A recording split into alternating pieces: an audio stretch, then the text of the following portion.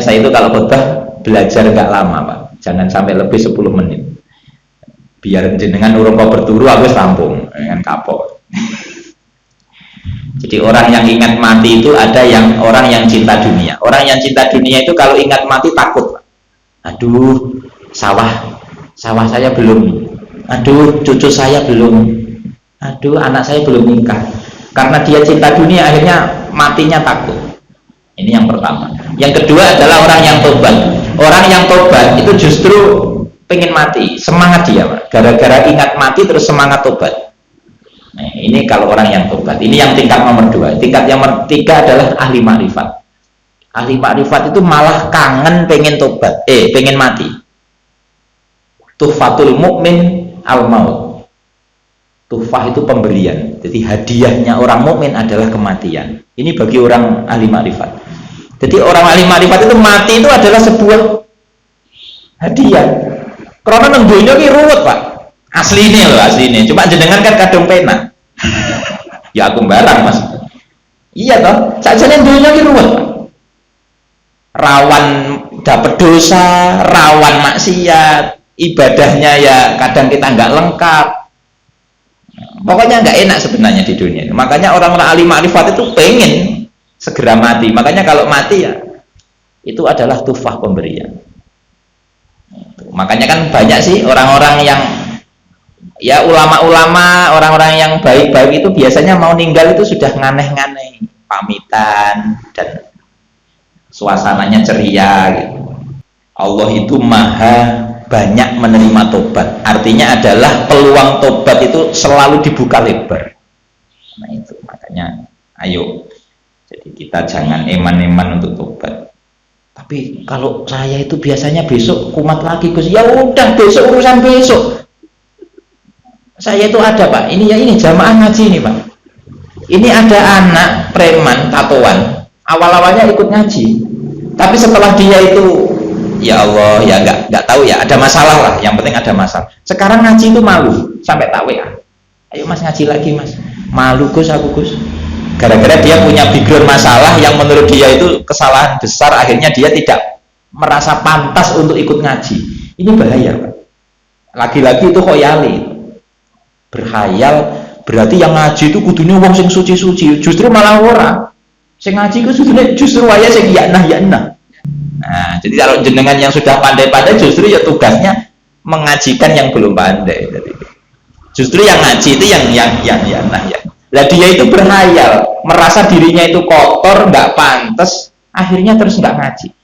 Duh, saya itu sekarang belum tahu caranya gimana ini biar anak ini semangat balik ngaji lagi. Karena dia masih minder secara emosionalnya minder.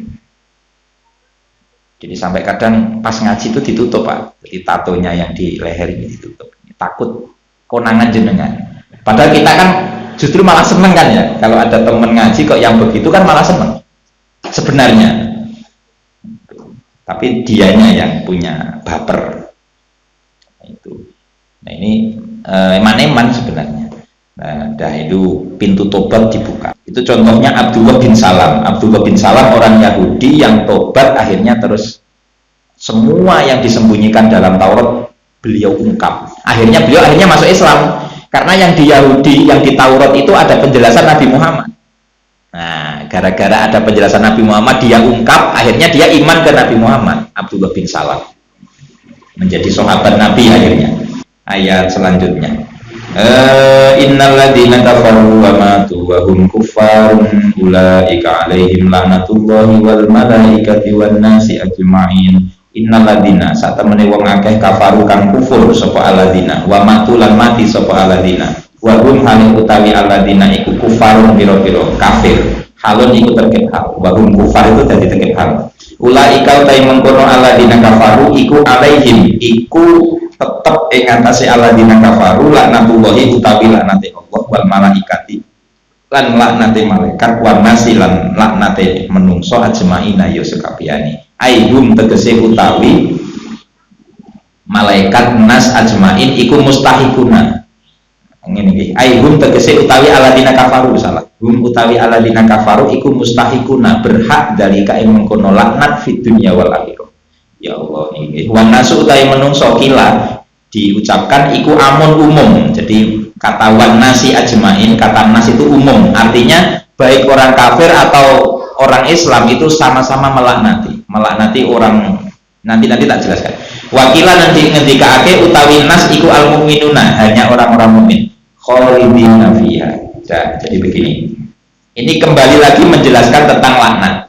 Jadi orang-orang kafir yang nanti matinya itu mati dalam keadaan kafir, itu statusnya terlaknat.